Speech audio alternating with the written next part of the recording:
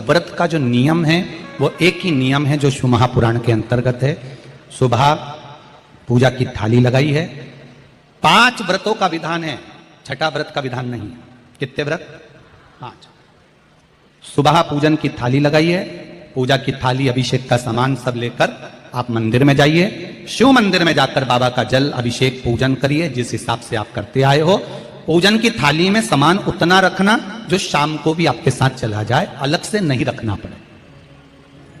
अलग से केवल शाम को दिए रखो, जल रख लो थोड़ा सा, और बाकी का जो मिष्ठान आप तैयार करोगे बस वो, बाकी का चंदन अबीर गुलाल ये सब सुबह की थाली का रखिए, थोड़ा फल जो भी रख लो। सुबह पूजन करो, बाबा का निवेदन करो, घर आ जाओ, थाली को ढक कर रख दीजिए।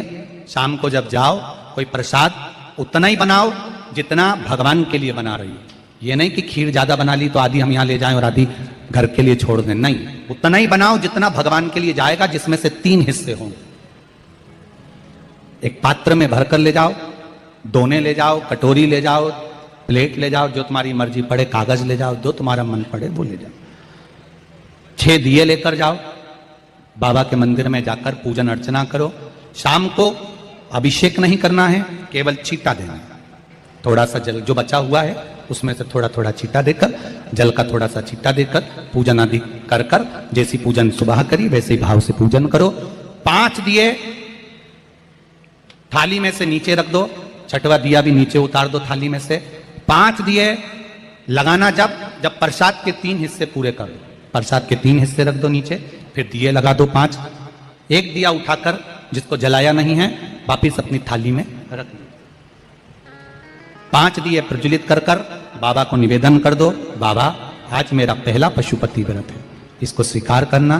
दिल से बाबा इस कार्य के लिए मैंने करा है, इसको स्वीकार कर लेना। बहुत सुना बाबा पशुपति व्रत में कर रही हूं, मैं भी पूर्व में ना जाने कितनी योनियां ली होंगी, कौन सा मैंने बेकार कर्म करा होगा जो आज मुझे दुख भोगना पड़ रहा है। इस दुख को आप मिटा सकते हो क्योंकि आपका नाम पशुपति नाथ है। आप इसको मिटाइए, विनय करो, बाबा से विनती करो। एक दिया, एक प्रसाद का हिस्सा थाली में लेकर आ जाओ, बाबा को निवेदन कर कर, बाकी का वहां छोड़कर एक दिया, एक प्रसाद का हिस्सा लेकर आ जाइए। एक दिया, एक प्रसाद का हिस्सा लाए, घर के अंदर प्रवेश करते समय सीधे हाथ की ओर बैठकर, अपने घर की ओर मुख कर कर सीधे हाथ की ओर उस दिए को घर के बाहर प्रज्वलित कर दो। भगवान से विनती करो, भोलेनाथ आप मेरे घर में प्रवेश कर कर मेरा कार्य सिद्ध करें। बाबा को निवेदन कर कर अंदर जाइए। भोजन करने से पहले जो मीठा है, एक हिस्सा प्रसाद का है, उसको खा लीजिए। उस हिस्से में से किसी को नहीं देना, चाहे घर में बच्चे हों चाहे बड़े हों। उस प्रसाद का हिस्सा केवल तुमको खाना। पहले प्रसाद खाइए, उसके बाद में फिर भोजन करिए। एक समय फलाहार कर सकते हो, दूसरे समय भोजन कर सकते हो। इसमें जरूरी नहीं कि आपको मीठा ही खाना है। शाम का जो प्रसाद बनेगा वो मीठे का ही भोग लगेगा। सुबेरे आप आराम से नमकीन का भी फलाहार कर सकते हो, मीठे का भी फलाहार कर सकते हो। फलाहार के लिए कोई मना नहीं है, फलाहार आप कैसा भी कर सकते हो। पर भोजन जब करोगे, अन्न जब खाओगे, जब पहले भगवान का प्रसाद खा लो। 4 पशुपति व्रत पूर्ण हो। बीच में अगर कहीं रजस्वला धर्म आ गया, आपको पूजन नहीं करना है, घर में कोई सूतक सावड़ आ गया, या कोई व्रत फंस गया, एकादशी आ गई, या कोई व्रत आ गया, तीज आ गई, चतुर्थी आ गई, जिसका व्रत करते हुए आए हो, तो पशुपति व्रत उस दिन मत करो, फिर अगले सोमवार कर लेना। 3 हो गए, एक रह गया बीच का, उसको अगले में करो, वो चौथे में गिनती में आ जाए। 5वां छूट गया, कोई बात नहीं, 1 महीने बाद तो होगा, 8 दिन बाद तो होगा, 15 दिन बाद तो होगा, फिर उसको गिन लो, 5वां हो जाए। महाराज ऐसे 5वां व्रत जब आए, 5वें व्रत के दिन शाम को जब पूजन करने जाओ, एक श्रीफल, कुछ रुपए, 11 रुपए आदि जो भी है, नारियल पर रखकर बाबा को विनय कर कर, बाबा आज मेरा पशुपति व्रत पूर्ण हो रहा है, आपकी कृपा हो, मेरी झोली भरना बाबा, विनती करो। और वो श्रीफल रुपया रखकर 5 दिए लगाकर, एक दिया वापिस लेकर, एक हिस्सा प्रसाद का लाकर देहली पर अपने वही दिया लगाकर अंदर प्रवेश कर कर भोजन ग्रहण करो। बाबा को निवेदन कर लो। पशुपति व्रत का कोई उद्यापन नहीं है, पशुपति व्रत का एक ही उद्यापन है, जो श्रीफल और 11 रुपए आपने मंदिर में रखे हैं, वो उद्यापन के भाव से रखे हैं, भगवान को नमन कर कर रखे हैं। ये पशुपति व्रत।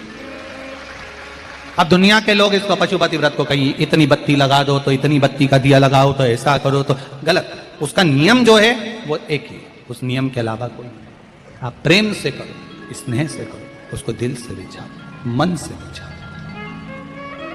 शंभो शरणे पड़ी, मांगू घड़ी रे घड़ी, दुख काटो दया करी निदर्शन।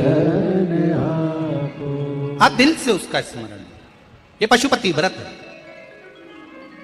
एक व्रत करने के बाद अगला जब व्रत करो तो थोड़ा रुक कर करना, एक साथ लगे लगाए व्रत ना करिएगा, थोड़ा रुक कर करिए, इंतजार करो 3 महीने का कि बाबा मेरी ऊपर कृपा जरूर करेगा।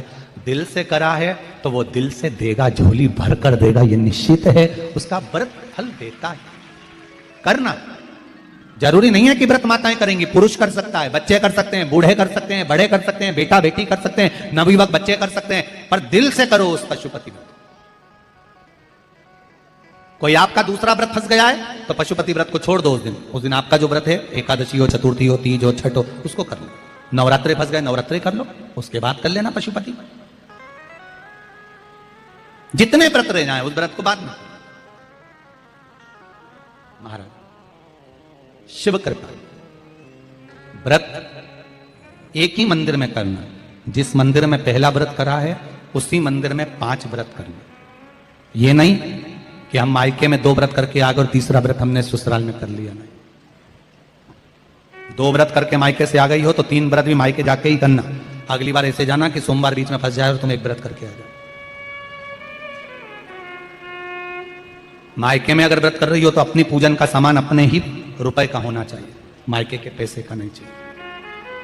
कुंवारी होती और तुम मायके के सामान से पूजन करती, अगर कुंवारी होती तो तुम्हारा वो पूजन लगता, पर विवाह होने के बाद, गोत्र बदलने के बाद आप अपना पूजन का धन अपना खर्च करें।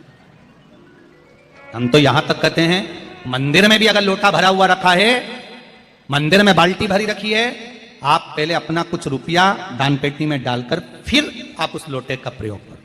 पीपल के पेड़ के नीचे पूजन करने गए, आंवले के पेड़ के नीचे पूजन करने गए, बड़ के पेड़ के नीचे पूजन करने गए, किसी की लगी लगाई थाली मिल गई, सामान मिल गया, उसके सामान में से आप मत चढ़ाइए। आपके पास जो सामग्री है आप उससे पूजन करें। अपने पड़ोसी से 1 रुपया भी मांगकर भगवान को मत दीजिए। जिस भगवान को देते हो उस भगवान को बुरा लगता है कि मेरे सामने खड़ी होकर हाथ पड़ोसी के आगे फैला रही है, तुम मुझसे मांग, मैं तुझे झोली भर कर दूं। पत्र प्राप्त हुआ, बहुत सुंदर प्रश्न है आपका।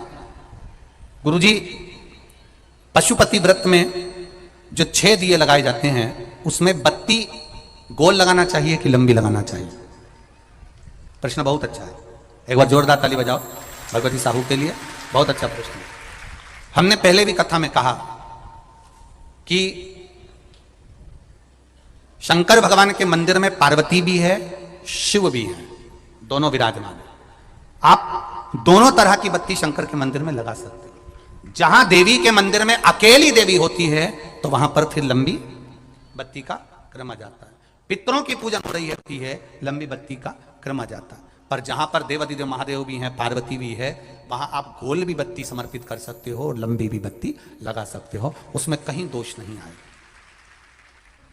फिर आपने वर्णन करा 5वां व्रत पूर्ण होने पर 108 पुष्प या चावल बेलपत्र चढ़ाते हैं। सबको एक साथ चढ़ा देना चाहिए कि एक एक करके चढ़ाना चाहिए? वैसे शास्त्र रीति के अनुसार पशुपति व्रत में जो 5वां सोमवार पूर्ण होगा और आप 108 अगर कोई वस्तु चढ़ा रहे हो तो एक एक कर श्री शिवाय नमस्तुभ्यम, श्री शिवाय नमस्तुभ्यम, एक एक कर चढ़ाना चाहिए। एक साथ हाथ में लिया और एक साथ नहीं चढ़ाना, एक एक कर समर्पित। बहुत अच्छा प्रश्न है। एक प्रश्न जो आपने किया था उसका उत्तर इस कथा में चल रहा है, नंदी वाला जो प्रश्न आपने तीसरा करा है उसका उत्तर इस कथा में चल रहा है कि आप कहते हो कि मंदिर से जाते समय नंदी के कानों में कहकर चले जाओ। बैठिए बैठिए बैठिए बैठिए। बहुत सुंदर प्रश्न है आपके, बहुत भाव से और आनंद से आपने करा और जनमानस के कल्याण के प्रश्न है। ये केवल आपके लिए नहीं है, ये सबके लिए इतने जोरदार प्रश्न है। जो गलती भी करते होंगे तो उसको सुधार सकते। आपने कहा कि नंदी के कानों में कहना चाहिए। लोग हंसते हैं, कहते हैं बताओ वो नंदी के कानों में भगवान को कहना चाहिए। वैसे तो हम आपको एक बात बताते हैं कि दुनिया के लोग किसी दूसरे धर्म की कभी हंसी नहीं उड़ाते। दुनिया के लोगों को दूसरे का धर्म अच्छा लगता है। दुनिया के लोग सबसे ज्यादा हंसी उड़ाते हैं तो हमारे सनातन धर्म की ही उड़ाते हैं, और उसे खुद उड़ाते हैं, दूसरा उड़ाने वाला नहीं होता। दूर के ढोल हमें समझ में आते हैं, उसका धर्म हमें समझ में आ गया, उनका क्या है, ऐसा है, आओ कुछ नहीं, उनके धर्म में ऐसा है, कितना आनंद हमें दूसरे के धर्म में लग रहा है, और हमारा सनातन धर्म हमको बुरा लगता है, हमारे सनातन धर्म हमें बुरा लगने लगा। अरे भाई, लोग कहते हैं कि नंदी के कान में कहते हो, ये कोई हमारे पुराणों में या शास्त्रों में लिखा है? भगवती बहन साहू, आपको धन्यवाद देना चाहूंगा और एक बात कहना चाहूंगा,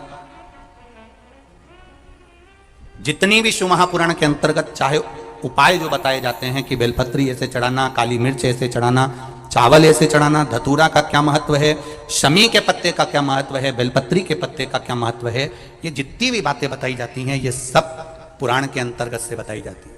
अब दुनिया के लोग इसको चाहे टोटका कह दें, चाहे दुनिया के लोग इसे टोना कह दें, पर पुराण से हटकर कुछ नहीं। और आप लोगों को अगर बोला है कि नंदी के कान में कहकर भगवान शंकर के मन में बात पहुंचे, तो ये क्यों कहा, तो ये भी हमारी शिव महापुराण में लिखा है, जलंधर के चरित्र में। कोई आपसे कहे कि नंदी के कान में बोलने से क्या होता है, ये जलंधर का चरित्र कह रहा है। मां पार्वती जी का हस्त कमल पकड़कर जलंधर लेकर जाने लगा, वृंदा का पति लेकर जा रहा। वृंदा तो भगवान की भक्ति में लीन रहती थी, उसको तो जलंधर को सबसे ज्यादा तकलीफ थी नारायण से, पर शिव के पास आ गया, क्योंकि ईर्षा प्रवृत्ति, अभी कथा में कहा, कोई कोई ऐसा होता है जिसको तुमसे बेर नहीं होता तो भी अंदर से ईर्षा जाग जाती है, कोई कोई ऐसा होगा जिसको अंदर से ईर्षा जागती है, अपने आप अंदर से ईर्षा जागती है, उसका कोई बेर नहीं, और ईर्षा जाग रही, भीतर से ईर्षा जाग रही। ना आप उससे मिले हो, ना कभी वो आप उसके सामने बैठे हो। कई लोग किसी ना किसी की बुराई करते हैं तो हम लोग पूछ भी लेते हैं, क्यों साहब उनसे मिलकर आए हो क्या तुम? कभी नहीं मिल किया है, कभी उनका सामना हुआ नहीं हुआ, तो फिर बुराई क्यों कर रहा? एक ने कर दी थी इसलिए हमारे ध्यान में था तो हमने भी कर दी। लो, वो कुआं में डूब के मरेगा तो तू भी मरेगा का? नहीं। नंदी सामने बैठा है, गणेश जी को मालूम पड़ गया, कार्तिकेय को मालूम पड़ गया, मां पार्वती जी का हस्त कमल जलंधर ने पकड़ लिया और लेकर चला, मालूम पड़ गया,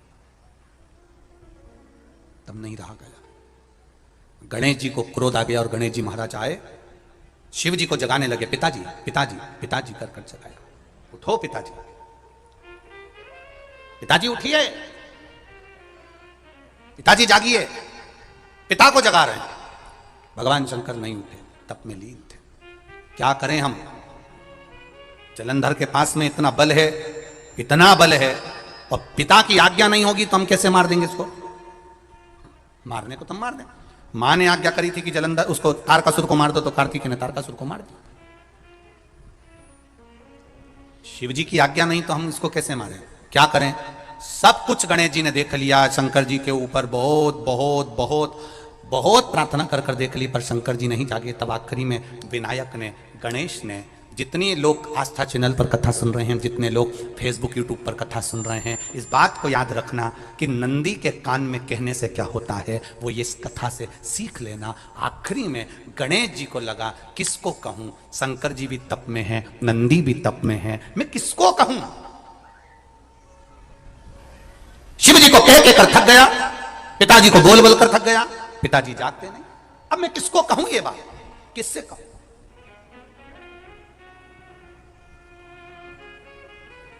विनायक गए सीधे अब नंदी के पास में। नंदी भी तप में लीन थे, शंकर जी की ओर मुख था, शंकर जी की ओर मुख था। गए और जाकर तुरंत विनायक ने नंदी के कानों में जाकर कहा, नंदीश्वर, मैया का हाथ पकड़कर जलंधर लेकर जा रहा है, पिताजी तप में लीन है, कृपा करिए ना। बस केवल नंदी के कान में कहा, गणेश जी दूर हट गए। नंदी के कान में कहा, शंकर जी के नेत्र खुल गए, शिव जी के नेत्र खुले। ध्यान देना जरा, इस शिव महापुराण की, आशुतोष शिव महापुराण की कथा, जो कथा यहां कही जा रही है, यह कथा पहले के चरित्रों में सुनने को नहीं मिली होगी। जरा ध्यान देना इस संवाद पर, जितने लोग आस्था चैनल पर, जितने फेसबुक यूट्यूब पर सुन रहे हैं, सनातन धर्म की हंसी उड़ाने वाले कह देते हैं नंदी के कान में कहने से क्या होता है, नंदी के सामने जाकर बोलने से क्या होता है, नंदी के पास बैठकर बोलने से क्या होता है, नंदी के पास बैठकर शंकर जी का मात्र दीदार करने से क्या होता है, दर्शन करने से क्या होता है। वो अच्छे से समझ लेना, जो लोग सनातन धर्म पर उंगलियां उठाते हैं वो अच्छे से समझ ले इस बात को।